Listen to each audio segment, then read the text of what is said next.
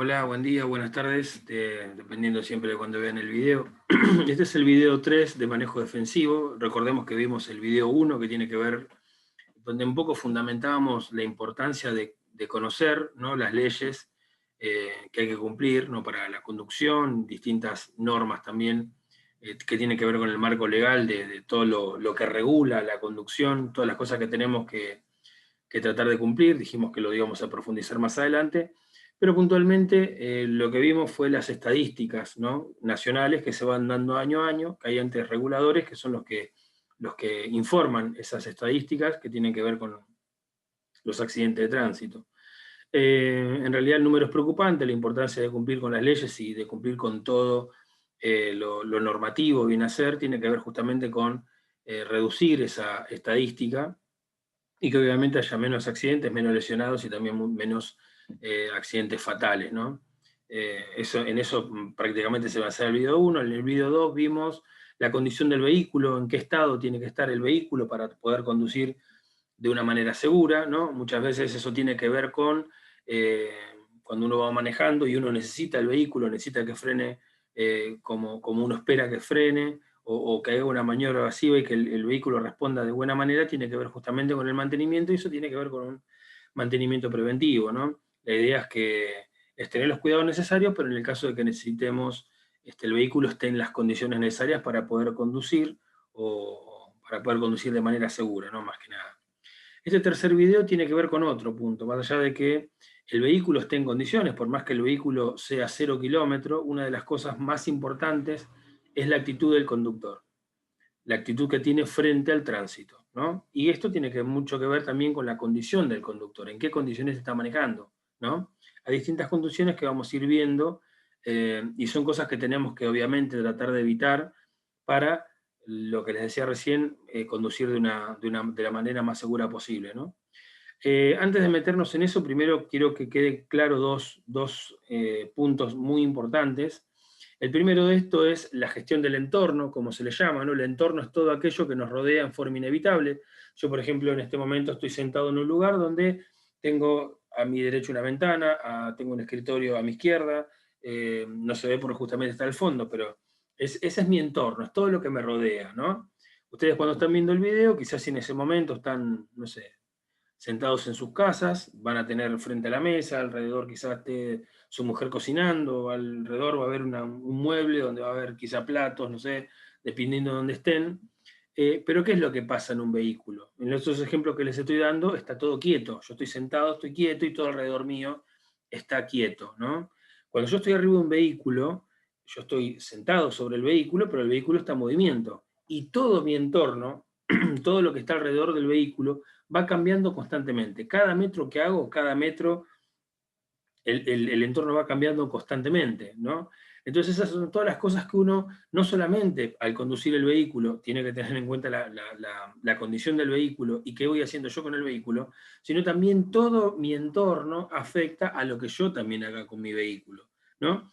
Entonces, para tener una buena gestión del entorno, para poder tener controlado el entorno y que nada del entorno me sorprende y pueda llegar a generar algún tipo de accidente. Por ejemplo, yo voy manejando y cae una pelota a la calle y es muy probable que atrás de la pelota salga corriendo un nene, ¿no?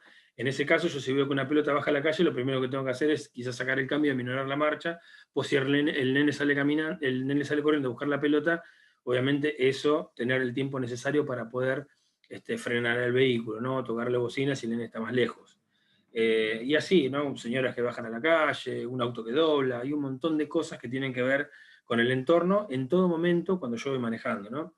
Entonces acá lo que dice que una buena gestión del entorno se obtiene con un buen control de los espejos, ir mirando constantemente los espejos, ir a una velocidad adecuada, buena vista y oído, ¿no? Por eso muchas veces es perjudicial cuando uno va, a veces uno escucha una persona que pasa con la música a todo lo que da, o sea, con la música fuerte, porque obviamente no escucha qué está pasando en el entorno, qué está pasando en el entorno, ¿no? Si alguien le tocó bocina, esas cosas es muy difícil captarlas, ¿no? En esa condición.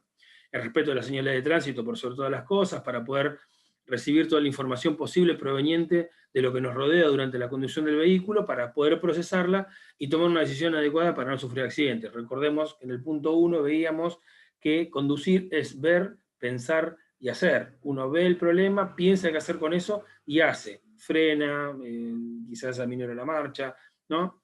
Entonces, uno de los puntos que tenemos que tener en cuenta es que cuando nosotros vamos al vehículo, siempre, en todo momento, el entorno va cambiando a cada metro que yo voy avanzando. Con lo cual, en todo momento, tengo que tener un control lo más certero posible de lo que está pasando en mi entorno para poder tomar buenas decisiones, para ver, pensar y hacer. El segundo punto, acá nos vamos a meter en un tema no menor, tiene que ver con el uso del cinturón de seguridad, ¿no? Y acá con cierta resistencia que hay en varias personas, ¿no? Esto ya es un porcentaje de la población. Quizás acá uno no lo ve mucho en lo que es el conurbano y Capital Federal, pero uno se aleja un poco del conurbano y Capital Federal y se ve que en ciertos pueblos, ciudades, no está muy arraigado el tema del uso del cinturón, ¿no? También pasa acá, o sea, no es solamente por decir que acá hacemos las cosas bien y afuera no, sino que en realidad es algo bastante general geográficamente, ¿no? El uso del cinturón de seguridad obviamente puede ser la diferencia entre la vida y la muerte en el caso de una colisión, y en el punto 1 dice que el cinturón de seguridad tiene como función principal sujetar y mantener al pasajero en su sitio, ¿no? Minimizar las heridas en caso de colisión y evitar que la persona salga despedida, que se golpee con elementos duros del interior y se desplace dentro del vehículo. Recuerda que el cinturón de seguridad obviamente es un factor que puede llegar a salvar una vida, ¿no? Nosotros en esto, recuerdo que una vez hice un curso y nos demostraron que un choque a 40 kilómetros por hora es casi lo mismo que caerse de un tercer piso, ¿no? Uno dice, bueno, 40 kilómetros por hora uno va despacio, pero 40 kilómetros por hora es el límite de velocidad para una calle urbana, una calle común.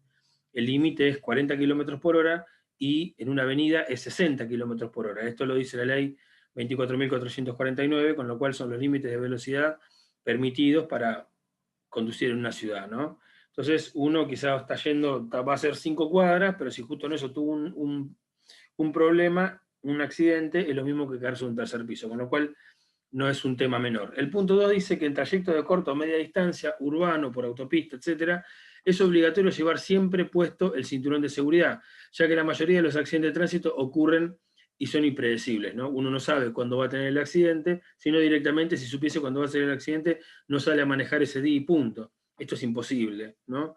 Con lo cual, uno siempre, al no saber cuándo va a ser el accidente, uno tiene que estar el 100% el 100% del tiempo con el cinturón puesto, ¿no? Porque uno obviamente tiene que tratar de evitar la lesión, ¿no? Sea la velocidad que sea, uno siempre tiene que tener el cinturón puesto. Acá le quiero decir algo que no es menor, que una vez la gente se confunde, y dice, yo no me pongo cinturón porque mi auto tiene airbag, ¿no? Cuando uno va viajando 60, 80 kilómetros por hora con un vehículo y uno tiene una colisión, lo que frena es el vehículo. El cuerpo va a seguir a 60 u 80 kilómetros por hora y lo que va a hacer la desaceleración brusca por la colisión es el vehículo, ¿no? Entonces, en realidad, yo voy a seguir, cuando el vehículo frene, yo voy a seguir a 60 u 80 kilómetros por hora, y si el vehículo tiene airbag, lo que va a hacer es una explosión que va a ir a contramano de la inercia que voy llevando yo con el cuerpo, y eso me puede llegar a desnucar. No es un problema menor. Justamente el cinturón de seguridad lo que hace es contener el cuerpo, y el airbag lo que hace es contener la cabeza cuando me frena el cuerpo, contener la cabeza para que no pegue contra el volante. Con lo cual es un error fatal pensar que porque el vehículo tiene airbag no voy a usar el cinturón. O sea, con el airbag es mucho más seguro, pero siempre con el cinturón puesto. O sea, eso es algo fundamental que siempre tenemos que tener en cuenta. Dice, para comprender la importancia de llevar abrochado el cinturón es necesario conocer que en el momento de un choque en el vehículo se producen 4 impactos. El primer impacto es el vehículo contra lo que chocó, sea esto un camión, un auto, con lo que haya chocado, ¿no? El segundo impacto, la segunda, es el choque de los ocupantes del coche, ¿no? También pueden salir despedidos de ¿no? Pero tengan en cuenta que el segundo impacto es los ocupantes contra las partes del vehículo, o, en el mejor de los casos, contra el cinturón de seguridad. Si uno no tiene el cinturón, el cuerpo sigue y va a chocar contra el parabrisas, contra el volante, ¿no? Y las lesiones normalmente son importantes. Con lo cual, en el mejor de los casos, la segunda colisión sería del cuerpo contra el cinturón de seguridad, ¿no? El tercer punto, la tercera colisión, es de los fluidos del organismo contra las paredes de los órganos, ¿no? Cuando uno viene a una velocidad, a una alta velocidad, y se produce un choque, las hemorragias internas justamente se producen porque los fluidos rompen las paredes de los órganos y se produce lo que es una hemorragia interna. Esa es la tercera colisión. Y la cuarta colisión son todos los objetos que estén adentro del vehículo. Por ejemplo, uno va en la cabina, puede tener arriba de la cama cosas. Cuando uno choca, todos esos elementos siguen viajando a la velocidad del vehículo. Cuando el vehículo frenó, yo frené, los elementos, los líquidos frenan contra las paredes de los órganos, y los elementos que están en la cabina van a seguir su trayectoria y obviamente pueden llegar a golpear, a producir una lesión que muchas veces también es fatal. Con lo cual tenemos que tener en cuenta esas 4 colisiones, ¿no? Cada vez que un vehículo choca, son 4 colisiones. El vehículo, la persona, los fluidos del cuerpo y todos los elementos que haya dentro de la cabina del vehículo, ¿no? Entonces, para tener en cuenta esto, obviamente nunca tenemos que tener nada en el caso de un auto, en la luneta de atrás o en la cama, porque eso va a seguir viajando y me va a pegar, es muy probable que me golpee la cabeza. Siempre tenemos que tener el cinturón puesto y obviamente siempre tratar de aplicar todos los conceptos de manejo defensivo para en todo momento tratar de evitar un accidente, ¿no? Y el punto 4 dice: antes de poner en marcha el vehículo, es fundamental dedicar unos segundos a colocarnos el cinturón de seguridad correctamente. La parte de abajo del cinturón siempre debe estar por encima de los muslos y nunca en el abdomen. También es importante ajustar la altura del anclaje superior del cinturón para que no sea demasiado elevada ni excesivamente baja. Lo correcto es situarlo de manera que el cinturón quede apoyado ligeramente sobre el hombro y bien cerrado, ¿no? Esa sería la condición óptima para conducir un vehículo, ¿no? Siempre con el cinturón de seguridad puesto. Acá vamos a ver, hay unos ejemplos que dice un choque de frente a 48 km por hora de una persona de 75 kilos, golpea contra el parabrisas con una fuerza de 3 toneladas, ¿no? Tengamos en cuenta que es lo mismo que algo de 3 toneladas se te cae encima, ¿no? Prácticamente. A 16 km por hora, 16 km por hora, que es un vehículo va muy lento, la fuerza de impacto equivale a que recibamos, a la que recibiríamos, perdón, si quisiéramos agarrar una bolsa de cemento de 90 kilos que cae desde un primer piso. O sea, el valor del impacto prácticamente sería el mismo, ¿no? Esto para que más o menos tomemos conciencia de que uno muchas veces dice: no, pero voy hasta acá nomás, no me pongo el cinturón, no pasa nada. Es importantísimo porque justamente a 16 km por hora ya el vehículo tiene la capacidad de generar lesiones sobre el cuerpo humano, ¿no? Entonces, por eso más que nada es fundamental que el cinturón con esto en todo momento tiene que estar bien abrochado, ¿no? En todos los ocupantes. Acá dice dinámica de los ocupantes dentro del vehículo. En el choque frontal, la fuerza que produce el daño es la suma de las velocidades de los dos vehículos impactantes, ¿no? O sea, si un vehículo a 80 kilómetros y un vehículo a 80 kilómetros en contramano chocan los dos 80 kilómetros, es lo mismo que yo choca a 160 contra una pared, ¿no? Se multiplica abismalmente todos estos factores, ¿no?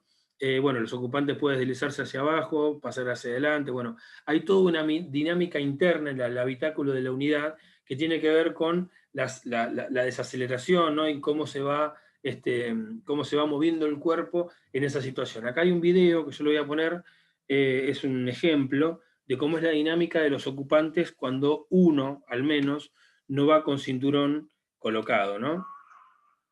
Acá vemos dos vehículos que chocan.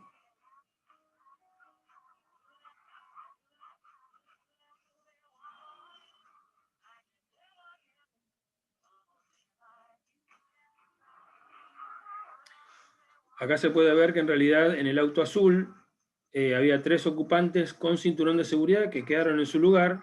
Acá el problema lo genera la persona justamente que va sin cinturón, que justamente este chico que después termina sobre la chica, ¿no? Prácticamente con lesiones prácticamente fatales, ¿no? Bueno, en el video después cuando sigue hay toda una investigación donde dice que los ocupantes, 3 ocupantes de este vehículo mueren justamente por los golpes que generó la persona que va sin cinturón. Esto es un video representativo, pero estas representaciones se hacen en base a datos reales, ¿no? Datos de estadísticas reales, y análisis que se hacen, investigaciones de accidentes. Entonces, en realidad, lo que tratan de representar con estos videos es las cosas que pasan en la realidad, más allá de que acá estos sean actores, son cosas que realmente pasan en la realidad, ¿no? Entonces, bueno, son cosas que obviamente siempre hay que tener en cuenta, que con que uno no tenga el cinturón de seguridad colocado es un problema bastante importante, con lo cual uno cuando va a conducir y se sienta en el vehículo tiene que exigirle a todas las personas que tengan el cinturón de seguridad puesto, ¿no? Acá nos metemos un poco en lo que es la condición del conductor, y acá es algo que no es menor, que es la distancia de frenado, ¿no? Acá lo que tenemos son distintos factores a tener en cuenta en lo que es la distancia de frenado. Desde que uno ve el problema hasta que termina, piensa qué hacer y hace lo que tiene que hacer, desde que uno ve el problema hasta que el vehículo termina detenido, hay 4 factores que determinan la distancia total de detención. Y justamente eso es lo que vamos a analizar, porque con este análisis quiero recaer en un punto que no es menor, ¿no? Ahora justamente lo vamos a ver. El primer punto tiene que ver con la distancia de percepción, ¿no? Dice, la distancia de percepción de su vehículo, la distancia que recorre su vehículo desde el momento que sus ojos ven el peligro hasta que su cerebro, ¿no?, reconoce que tiene que hacer algo, ¿no? Desde que uno con el nervio óptico detecta un cambio en el entorno, ¿no?, y esa información va al cerebro, y el cerebro ahí reconoce que hay un problema, ¿no? Ahí recién el cerebro reconoce que hay un problema. Tengamos en cuenta esto, que un vehículo a 80 kilómetros por hora recorre 22 metros por segundo, ¿no? Una vez que el cerebro reconoció el problema, se empieza a producir lo que es la distancia de reacción, la distancia recorrida desde el momento que su cerebro le dice a su pie que se quite del acelerador hasta que su pie, o sea, se quite del acelerador, rote hacia la izquierda y se apoye en el pedal del freno, ¿no? Hasta acá tenemos, en el primer punto, la distancia de percepción de una persona bien descansada, bien sin estrés, sin ningún tipo de estrés, viene de vacaciones, en la mejor condición y a las 11 de la mañana, que es cuando la persona más concentrada está, la distancia de percepción se dan en 3/4 de segundo. La distancia de reacción es 1/4 más de segundo, ¿no? Con lo cual estamos hablando ya, y trato de ser lo más finito posible con estos datos, y ahora van a ver por qué. Tengamos en cuenta que, como les decía recién, a 80 kilómetros por hora uno recorre 22 metros por segundo. Tenemos, en lo que es la distancia de percepción, la primera, 3/4 de segundo. En la distancia de reacción, 1 segundo. Con lo cual, entre que yo veo el problema, saco el pie del acelerador, tomo la decisión, ¿no? Saco el pie del acelerador, roto hacia la izquierda y lo apoyo en el freno, hasta ahí pasó de 3/4 de segundo a 1 segundo. Nada, prácticamente nada, ¿no?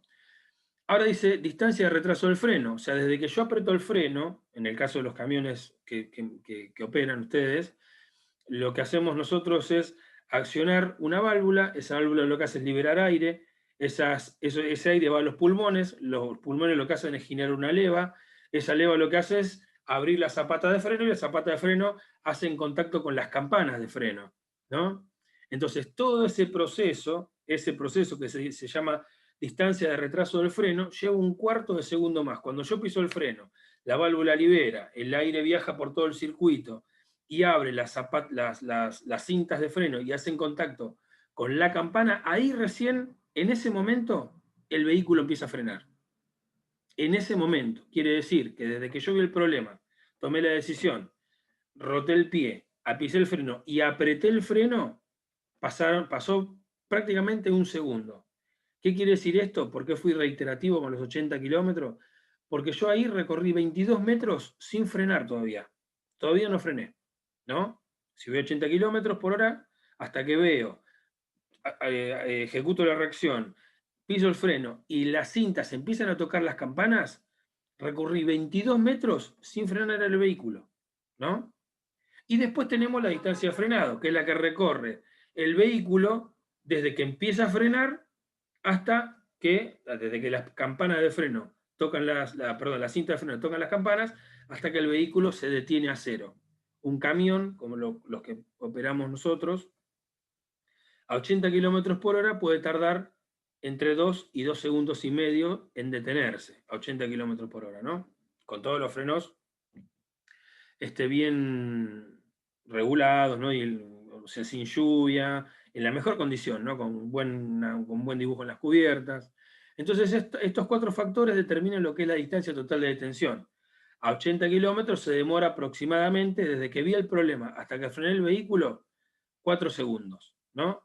En detenerse, su vehículo recorrerá aproximadamente entre 60 y 80 metros.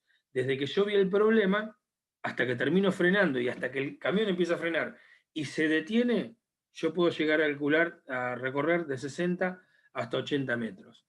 Ahora les voy a poner un ejemplo para que se entienda quizás un poquito mejor. Si yo de repente vengo con un camión y tengo un ciclista a 80 metros que se cae, yo vengo a 80 metros, veo un ciclista en la autopista y de repente no se pisa algo y se cae, a 80 metros mío, ¿no?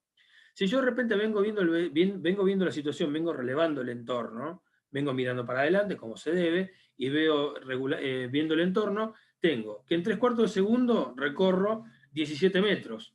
Acuérdense que es lo que dijimos, la percepción, desde que uno ve el problema, ¿no? Después tenemos un cuarto de segundo, ¿no? Un cuarto de segundo para mover el pie y pisar el freno. Y después tengo 5,5 segundos, ¿no?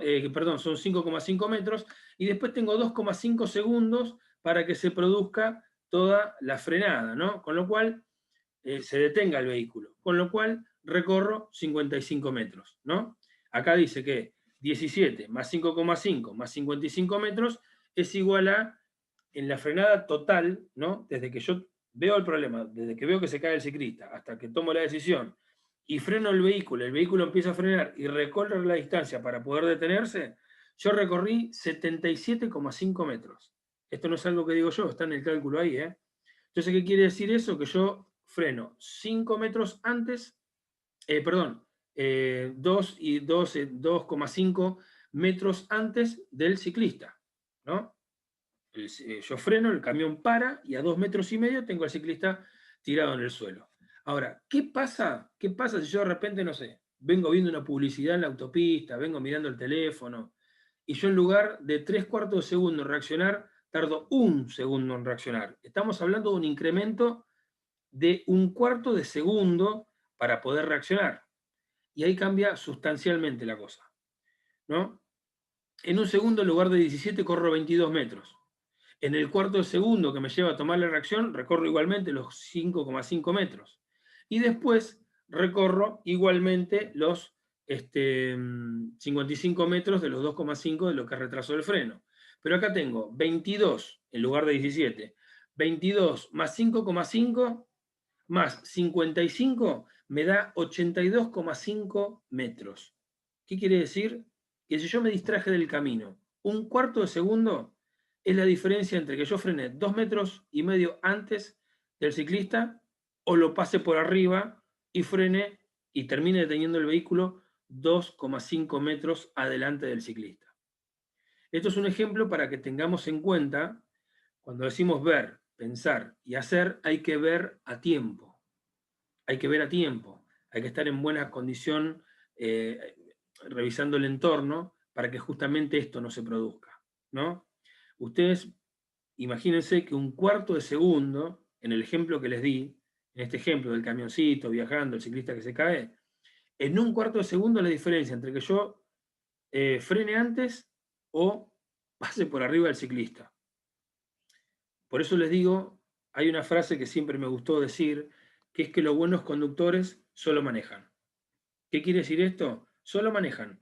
No miran el teléfono, no atienden una llamada telefónica, absolutamente nada. Lo que quiero que tengamos en cuenta, y esto justamente es el tema que quería abordar, que uno constantemente tiene que ir prestando atención en el camino, justamente por este cálculo y este ejemplo que les comentaba recién.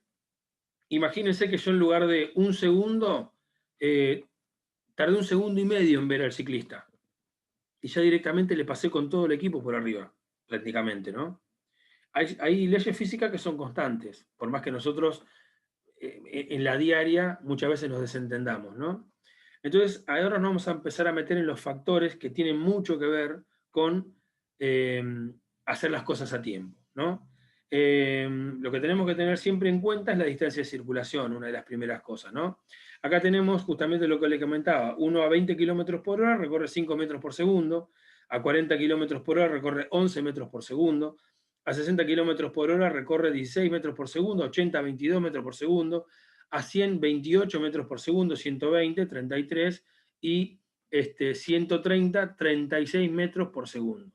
Quiere decir que si yo un segundo bajé la vista porque quiero cambiar de radio, hice 36 metros sin observar qué es lo que pasa en mi entorno. Eso para que tengamos en cuenta.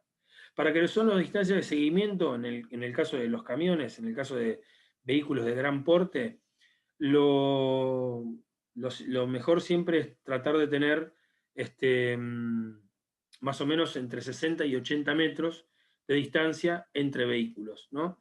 ¿Cómo hacemos para calcular eso? Obviamente uno no puede bajar y calcularlo, pero sí lo puede tener en cuenta justamente estas referencias, porque si yo de repente veo, en este caso, que un vehículo pasa por un punto fijo, puede ser algún cartel o alguna luminaria, yo tengo que tardar o sea, el vehículo que viene delante mío pasa la luminaria, pasa el cartel o el punto de referencia que nosotros elijamos. Bueno, yo tengo que tardar 4 segundos en llegar a ese punto para saber que estoy a 80 metros del vehículo. Si tardo 3 segundos, voy a estar a 80 kilómetros. Si tardo 3 segundos, voy a estar a 66 metros. Si tardo 2 segundos, voy a estar a 44 metros. Si tardo 1 segundo, estoy a 22 metros, ¿no? Dijimos que un vehículo para que se detenga necesita entre 60 y 80 metros, con lo cual de 3 a 4 segundos hay que tener de diferencia entre el vehículo que tengo adelante y mi vehículo, para que en el caso de que el vehículo que tiene adelante, o el vehículo, o el ciclista, o el motociclista, o lo que sea, le pase algo, yo siempre tenga la posibilidad de poder frenar el vehículo, ¿no? Esto justamente, como uno no puede medir, sí lo puede medir en segundos, por eso le ponía las referencias de cantidad de metros por segundo a las distintas velocidades, ¿no? Esto justamente es para terminar el ejemplo, la distancia de seguimiento entre un vehículo y el otro, teniendo en cuenta el punto de referencia, ¿no?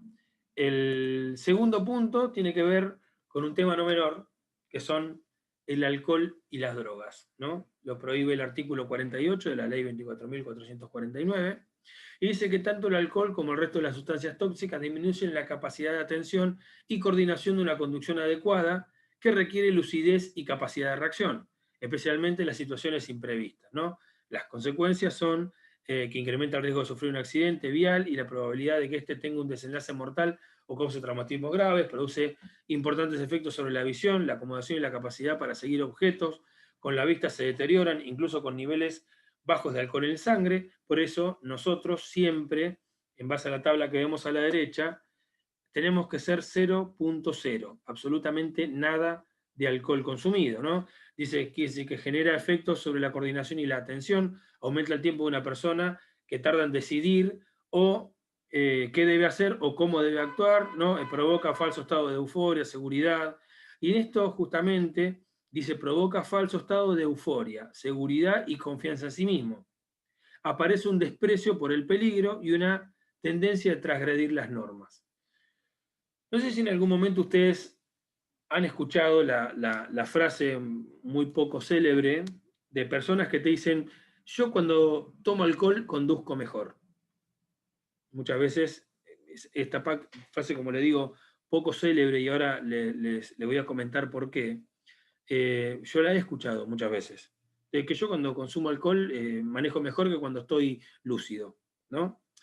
El tema está que no es que conduce mejor, sino que el alcohol desinhibe. Entonces uno tiene otra percepción del peligro. Lo que yo no haría en un estado normal, sí lo puedo llegar a hacer alcoholizado. ¿Por qué? Porque estoy desinhibido, porque tengo otra percepción del peligro. Entonces soy más osado, bien hacer, ¿no? Soy más, tengo una tendencia, bien como dice ahí, a transgredir una norma. En este caso puede ser una norma en base a la velocidad de tránsito, pero sepan que no es que maneja mejor, sino que tiene otra percepción del peligro. Por eso le digo frase poco célebre, ¿no? Y es muy probable que tenga un accidente que seguramente si estuviese lúcido o si no hubiese consumido alcohol no tendría, ¿no? ¿Qué les quiero decir con esto? Nosotros recién estamos hablando de un cuarto de segundo, ¿no? El poder de reacción de una persona alcoholizada, por más que venga viendo el camino, como tiene la mente relajada por los efectos del alcohol, el alcohol obviamente pasa a la sangre circula por todo el cuerpo y obviamente produce un estado de relajación, ¿no? Una persona alcoholizada que viene manejando un vehículo, igual varía siempre los niveles de alcohol que tenga, ¿no? Al mayor nivel de alcohol, mayor nivel de relajación. En este caso, una persona alcoholizada puede tardar, si viene viendo el problema, puede tardar en reaccionar entre 1 segundo y 1 segundo y medio. Estábamos hablando de 3/4 segundo, de los 17 metros, después dijimos un cuarto segundo más son 22 metros, le pasamos atropellamos al ciclista, y una persona alcoholizada puede tardar entre 1 segundo y 1 segundo y medio. Quiere decir que allá directamente no son 17, sino que van a ser 22 como mínimo metros, y 1 segundo y medio serían 11 metros más.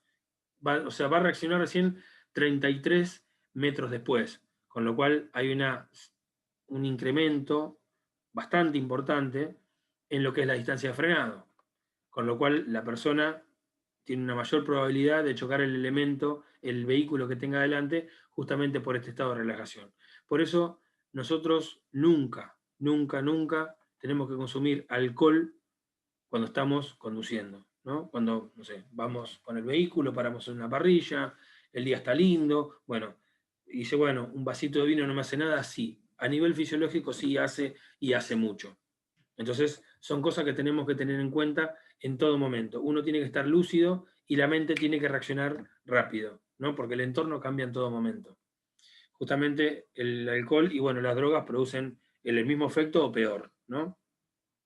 Otro punto es la fatiga, ¿no? Cuando uno no consumió alcohol, pero de repente puede llegar a venir cansado, la fatiga también es un factor bastante, muy peligroso para lo que es la conducción, ¿no? Esto tiene que ver con manejar largas distancias sin descanso, manejar en la noche, manejar luego del almuerzo, o en momentos en que el cuerpo obviamente quiere dormir.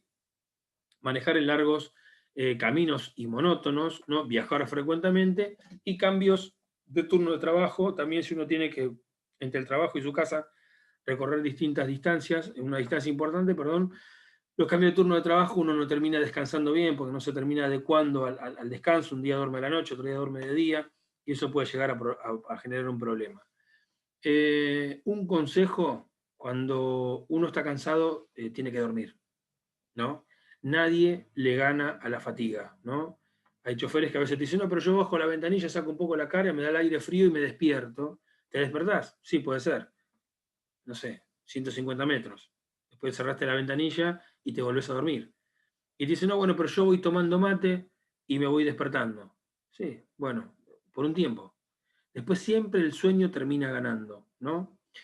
Y lo peor que hay de la fatiga, voy a poner un ejemplo. Supongamos que yo de repente me quiero ir a Mar del Plata, por ejemplo, ¿no? Son las 9 de la noche, yo trabajé todo el día y digo, voy porque tengo que llegar. 4 o 5 horas, son las 9 de la noche, tengo que llegar a las 2 de la mañana. ¿Cuántos días estoy despierto hasta las 2 de la mañana? Y no me duermo, con lo cual tengo que llegar tranquilo. Una cosa es estar en tu casa con distintas distracciones y otra cosa es estar manejando después de haber trabajado todo el día, y cuando el cuerpo ya se quiere relajar y descansar, vos lo exponés a mantener la concentración en la conducción. El cuerpo está cansado y va a querer descansar. Eso es algo que no domina el cerebro. El cuerpo está cansado y va a querer descansar. Después se produce lo que se dice como el sueño blanco, que es una persona que va con los ojos abiertos pero con el cerebro dormido. Eso, cuando uno llega a un nivel de fatiga importante, pasa eso. Uno va con los ojos abiertos, pero el cerebro está dormido, uno no está reaccionando, ¿no? Uno va dormido con los ojos abiertos. Muchas veces pasa eso. En este ejemplo que le digo, lo peor de todo esto es que cuando uno sale a manejar una distancia importante, y ya sale cansado, lo que uno tiene que tener en cuenta es que cuando haga 100 kilómetros va a estar más cansado, cuando haga 200 kilómetros va a estar más cansado, o sea, cuando uno sale, cuando hace 100 kilómetros está más cansado que cuando recién salió, ¿no? Cuando hace 200 kilómetros está más cansado que cuando hacía 100 kilómetros. Cuando hace 300 kilómetros está más cansado que cuando estaban los 200 kilómetros, pero ¿qué es lo que pasa? Acá justamente el peor de los casos. Porque cuando uno hizo 300 kilómetros, lo primero que piensa es, no voy a parar ahora. Ya hace 300 kilómetros que vengo manejando, ahora estoy haciendo llegar, voy a intentar llegar. Y esa decisión es fatal. ¿Por qué? Porque el cuerpo ya salió cansado, hizo 300 kilómetros, está mucho más cansado, faltan todavía 100 kilómetros para llegar y el cuerpo va a querer dormir y la mente va a querer llegar. Esa combinación es fatal. Esa combinación es realmente fatal. Muchos de los accidentes pasan porque uno quiere llegar. Y bueno, ya llegaste acá, ya que estoy llego, ¿no? Pero hay una realidad.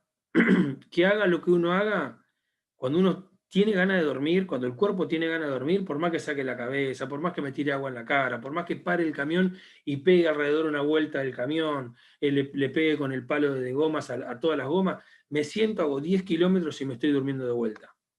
Esas son cosas que tenemos que tener en cuenta. Tenemos que tener en cuenta no solamente, sino que uno tenemos que tomar la decisión de cuando vamos a descansar, porque sé que mañana tengo un día largo y voy a tener que viajar, o decir, bueno, duermo un par de horas y salgo a las 4 de la mañana y trato de llegar a lo más temprano posible, pero por lo menos ya descansé, ¿no? O sea, el cuerpo va a hacer todo lo necesario para querer descansar, por más que estemos arriba de un vehículo con 45.000 kilos, manejando 80 kilómetros por hora, el cuerpo va a querer descansar. No hay que llegar a ese punto, hay que tomar decisiones antes. Si voy a salir a las 9 de la noche cansado, digo, no, duermo hasta las 3 de la mañana, me levanto y salgo, ya un poco más descansado, ¿no? Y si sigo cansado, después duermo en el camino, ¿no? Pero eso de salgo a las 9 de la noche y trato de llegar, hay que tratar de evitarlo en todo momento, más si hacemos distancias largas. Si de repente estamos en Bahía Blanca y queremos llegar a casa, tengamos en cuenta que tenemos que descansar porque si no es muy probable que no lleguemos. Y llegar no es poco. Entonces, justamente esas son las cosas que tenemos que tener en cuenta, ¿no?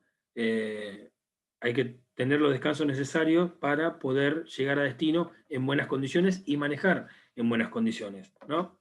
Por eso la fatiga es un tema importantísimo, ¿no? Yo he escuchado ejemplos de personas que te dicen, yo iba manejando, por ejemplo, no sé, vas por Ruta 9 y dice, yo llegué a Zárate y no me acuerdo de haber pasado por Campana. Hay personas que te dicen eso, tuvieron la suerte de que no les pasó nada, pero justamente es muy probable que hayan pasado por Campana dormidos, entonces no lo reconoció el cerebro. Entonces son cosas que uno tiene que tener en cuenta en todo momento para la conducción, más cuando se transitan distancias largas y tengamos en cuenta siempre el tema de la comida, ¿no? Tampoco si quiero manejar, tampoco parar, cenar abundante, tener una cena abundante y después encima también querer llegar, porque el cuerpo ya va manejando haciendo la digestión, con lo cual normalmente el cuerpo se produce un estado de somnolencia cuando uno está tranquilo en su casa, que uno se empieza como a dormir porque recién terminó de comer, imagínense cansado y manejando un vehículo. Son cosas que tenemos que tener en cuenta sí o sí, ¿no? Acá tenemos otro de los problemas, recién tocamos el tema del alcohol, tocamos el tema de la fatiga y ahora el tema del celular, ¿no? Para que vean más o menos cómo fue incrementándose el uso del celular. Acá tenemos, dice, el 13,3% de los conductores particulares usa el celular mientras conduce. Esta cifra resulta alarmante, en 10 años se ha más de triplicado el número de conductores que usan el celular mientras están conduciendo. Este porcentaje que significa que entre los vehículos particulares que circulan por Buenos Aires, que son más o menos 1.400.000, 186.000 conductores usan el celular en forma simultánea mientras van manejando. Imagínense que recién estamos hablando de 3/4 segundo, un cuarto de diferencia, recorremos tantos metros. Cuando uno va manejando, usando el celular, tiene el mismo poder de reacción que un borracho, que una persona alcoholizada, ¿no? Tarda 1,5 segundos. Y con esto quiero explicarles algo que no es menor, que muchos dicen, no, yo no hablo por teléfono, sino que yo voy con la cucaracha puesta en la oreja, ¿no? Y esto también es un problema. Entonces, muchas veces me ha pasado de dar cursos y las personas te dicen, pero escúchame, si cuando yo voy con un acompañante también me habla y esta persona me está hablando por la cucaracha, es lo mismo, no es lo mismo. Y les explico por qué.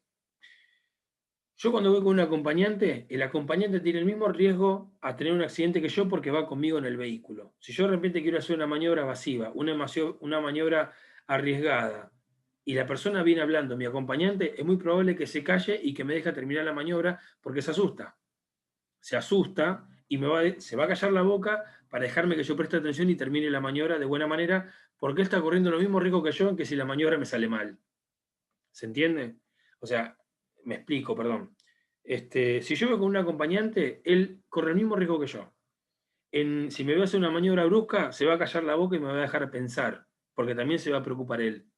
Ahora, la persona que yo voy manejando un vehículo, el vehículo voy yo solo, y hay otra persona, quizá, quién sabe dónde, en su casa, hablándome, no tiene ni idea de lo que yo estoy haciendo en la conducción. Con lo cual es muy probable que en ese ejemplo me siga hablando cuando yo estoy haciendo una maniobra brusca. Lo que va a hacer es desconcentrarme de lo que estoy haciendo y ahí es donde se puede llegar a producir el accidente. Porque yo estoy viendo el camino, estoy tomando una maniobra arriesgada y encima estoy escuchando lo que me está diciendo. Entonces no es para nada lo mismo que un acompañante te esté hablando que te esté hablando una persona con una cucaracha en la oreja. Es por esto que está prohibido, acá vemos en el 2007, más o menos aumentó al 4,1, en el 2011, 2014, como se ve acá, 2017 y 2018, la cantidad de personas que usan el teléfono durante la conducción, ¿no? Es un número sinceramente alarmante, y si ustedes ven de 2007 a 2011 el incremento se da justamente por la llegada de los smartphones, ¿no? Ante un teléfono, uno hablaba por teléfono y a lo sumo mandaba un mensaje de texto. Ahora hay WhatsApp, hay Instagram, hay Facebook, hay TikTok, y hay un montón de cosas que si yo voy en un camino monótono, puede llegar a agarrar el teléfono y ponerse a ver el teléfono mientras va manejando. Eso, por eso le decía, los buenos conductores solo manejan, tienen los 5 sentidos puestos en la conducción. Es algo que tenemos que tener hiper recontra claro y el uso del teléfono está totalmente prohibido en lo que es la conducción. El mensaje de texto peor todavía, porque no solamente que voy hablando, sino que voy escribiendo y voy mirando la pantalla porque tengo que ver lo que estoy escribiendo, ¿no? Manejar hablando por celular representa un significativo aumento en las probabilidades de propagación occidente y enviar o leer mensaje de texto puede ser aún peor, ¿no? Ya que en promedio la lectura de un mensaje se tarda de 3 o 4 segundos. Imagínense que yo estoy leyendo un mensaje 3 segundos y después me encuentro con el ciclista caído y ya no tengo tiempo prácticamente a nada, ¿no? Así que les pido por favor, es mejor parar, contestar las llamadas, contestar los mensajes y volver a retomar la marcha que ir en la marcha misma y usando el teléfono. Esto, por favor, lo tenemos que tener muy, muy en cuenta, ¿no? Bueno, efecto de la conducción durante el uso de teléfonos. Los efectos adversos que se derivan del uso de teléfonos móviles durante el manejo incluyen habilidad reducida para mantener la posición del carril. Uno pierde muchas veces la posición del carril porque va mirando el teléfono.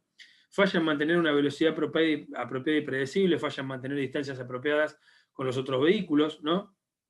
Tiempo de reacción mucho mayor, juicio y aceptación reducida de la distancia de seguridad por el tráfico, conciencia general del tráfico reducida, aumento del nivel de estrés y, obviamente, la distracción durante una llamada, ¿no? Estos son todos los fundamentos por los cuales yo les puedo llegar a decir, les puedo llegar a pedir que se quiten el hábito, en el caso de que lo tengan, de conducir usando el teléfono, sea llamada, sea viendo redes sociales, sea contestando mensajes de texto por WhatsApp o lo que sea, ¿no? Estas son cosas que tenemos que tener en cuenta. Y ahora nos vamos a meter en lo que se llama método Smith, ¿no? Método Smith es un método de conducción que si lo aplicamos, si aplicamos las 5 llaves de esto que se llama las 5 llaves del manejo defensivo, es muy probable que nunca tengamos un accidente, ¿no? Ahora, si nos corremos y no cumplimos con alguna de esas llaves, se empieza a incrementar la probabilidad de tenerlo, ¿no? La primera llave dice que vea siempre hacia adelante, siempre hay que ir viendo hacia adelante y ir viendo los espejos, ¿no? Encuentro una trayectoria segura para su vehículo, o sea, si veo que hay un montón de vehículos, trato siempre de tener una distancia prudente con el que tengo adelante, siempre tener una trayectoria segura, ¿no? Levante la vista y mantenga un tiempo de alcance de visión en exceso a los 15 segundos, ¿no? ¿Qué quiere decir esto? Que yo tengo que ir viendo aproximadamente 15 segundos adelante qué es lo que está pasando en el tráfico. O sea, ¿qué quiere decir esto? Que yo de repente siempre tengo que tratar de buscar de tener el mayor tiempo de reacción posible. Si yo de repente yo voy en el camión y tengo 2 vehículos adelante y veo que el semáforo se pone en rojo, no espero a que el segundo vehículo frene. Freno porque veo el semáforo yo mismo veo el semáforo y antes inclusive de que frenen los vehículos ya estoy frenando yo. Yo ya estoy controlando la marcha. Eso justamente tiene que ver con levantar la vista y mantener siempre el tiempo de alcance de visión, siempre viendo mucho más adelante de lo que están viendo inclusive los conductores que están delante mío, ¿no? Para tener un control mejor del entorno y tener siempre una mayor distancia de reacción, ¿no? Observe y evalúe información relevante entre objetos distantes, ¿no? ¿Qué es lo que va pasando más adelante? Hay un auto que se puso en marcha, quizá vaya a tomar la calle por la cual voy circulando yo. Hay un montón de cosas que hay que tener en cuenta en base a la llave 1 y tiene que ver puntualmente con esos tres factores. Siempre encontrar una trayectoria segura para el vehículo, siempre mantener la vista hacia adelante lo más posible, ¿no? Para tener el mayor tiempo de reacción y observar cualquier información relevante entre todos los objetos distantes que tenga alrededor del vehículo. La llave 2 dice, obtenga un panorama de amplia visión. El primer punto dice, asegúrese de ver la escena completa, evalúe el contenido de la escena, objetos relevantes y no relevantes. Por ejemplo, muchas veces ves un camión y pegado atrás del camión va una moto, por ejemplo, ¿no? Esto tiene que ver con este punto. O sea, ¿qué ve la persona de la moto? No ve nada. O sea, ve solamente la parte de atrás del camión, ¿no? Si el camión frena de golpe, la moto se lleva por delante del camión. Entonces, en base a lo que es la segunda llave del manejo ofensivo, o sea, asegúrese de ver la escena completa, lo que tiene que hacer obviamente el de la moto es ver qué está pasando delante del camión, porque si frena el camión es muy probable que lo choque. Entonces, tampoco nosotros si tenemos, no sé, un furgón térmico delante nuestro, tenemos que ir pegado en el furgón, porque tenemos que ir viendo qué pasa adelante, porque si el furgón frena de golpe, porque algo pasó, yo no tengo tiempo absolutamente de nada, ¿no? Entonces, por eso mismo también dice, mantenga una distancia de seguimiento apropiada a las condiciones, evite distracciones en su vehículo o en su pensamiento, ¿no? Obviamente uno ya tiene la experiencia de ir evaluando en qué momento tiene que ir con los 5 sentidos puestos y quizá en qué momento yo de repente voy por una ruta solo, quizá me puedo relajar un poco más, pero siempre hay que tener en cuenta estas 5 llaves para no tener un accidente, ¿no? Uno obviamente en un tráfico mucho más cerrado tiene que tener muchas más consideraciones que ir en una autopista solo de repente, ¿no?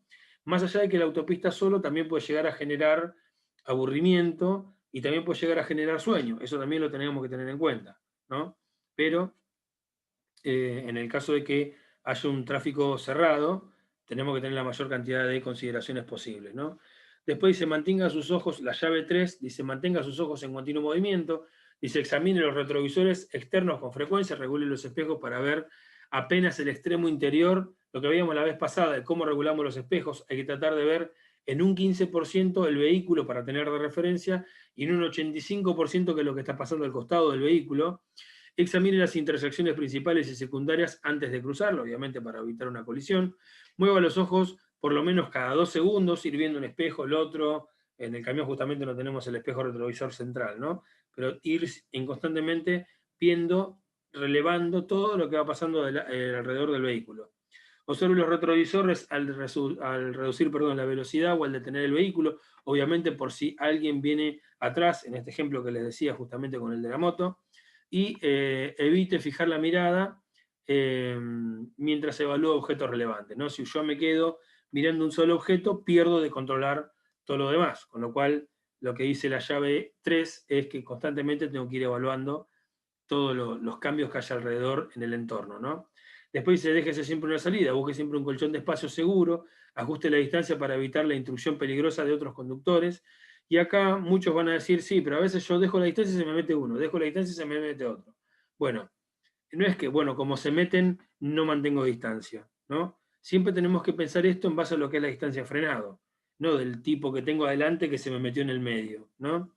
Elijo un carril acorde a su velocidad, o sea, si yo de repente tengo un camión que anda 80, no puedo ir por el carril de 130, obviamente, ¿no? Porque voy a hacer un estorbo para las personas que sí pueden circular a esa velocidad.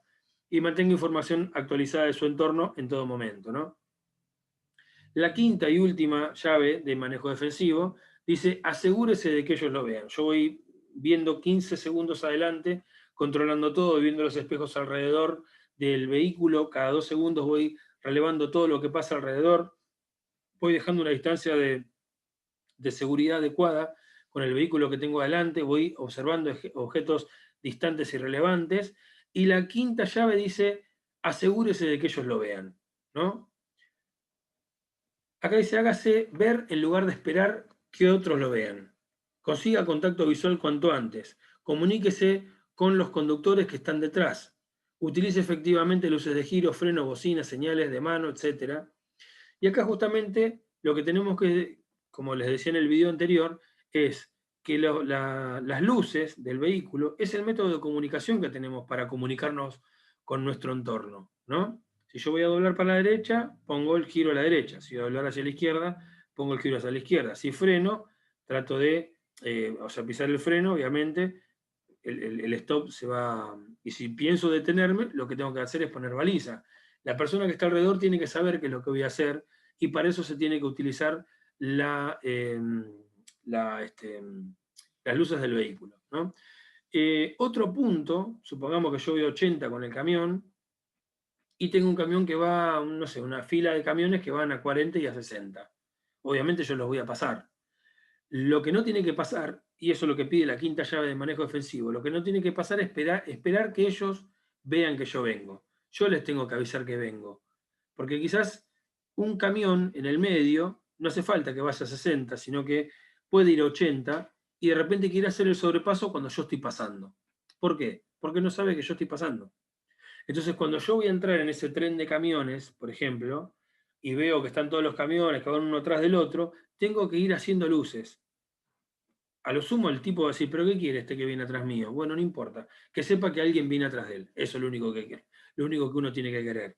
Hago luces para que las personas, voy haciendo luces, hasta yo muchas veces me pasa que voy haciendo luces constantemente para que de última me digan algún tipo de agravio, por ejemplo, ¿no? Pero sepan que hay una persona que va pasando, ¿no? Después me dirán lo que quieran, pero yo pasé de una forma segura, de una manera segura. En todo momento ellos supieron que había una persona haciendo luces constantemente que estaba yendo por la izquierda, con lo cual ellos lo que hacen es evitar de hacer una maniobra de sobrepaso porque yo estoy haciendo un sobrepaso. Entonces, esas son las cosas que tenemos que tener en cuenta en todo momento con estas 5 llaves. Estas 5 llaves las vamos a repasar más adelante con mayor profundidad, pero tengamos en cuenta estos puntos. Para hacer un repaso rápido, dice, vea siempre hacia adelante, obtenga un panorama de amplia visión, mantenga los ojos en continuo movimiento, déjese siempre una salida, para el caso de que haya algún problema, yo siempre tengo una salida segura con mi vehículo, y después asegúrese de que ellos lo vean. Si nosotros cumplimos con todos estos puntos, es muy probable que nunca tengamos un accidente. El tema está que muchas veces las distracciones hacen que no los cumplamos, y cuando no los cumplimos, lo que hacemos es incrementar la probabilidad de accidente. Así que, bueno, frente a esto, les pido, ya después vamos a seguir con el próximo video, condición de la carretera, las condiciones que tenemos que tener, pero bueno, como siempre les digo, ante cualquier consulta, cualquier duda que tengan, tienen donde comunicarse conmigo, estamos en el grupo juntos por cualquier cosa que me quieran decir. Nosotros vamos a subir esta información al grupo y obviamente la evaluación que sigue después de de la presentación, para que, bueno, ustedes contesten, nosotros sepamos bien si el contenido fue bien dictado, ustedes lo pudieron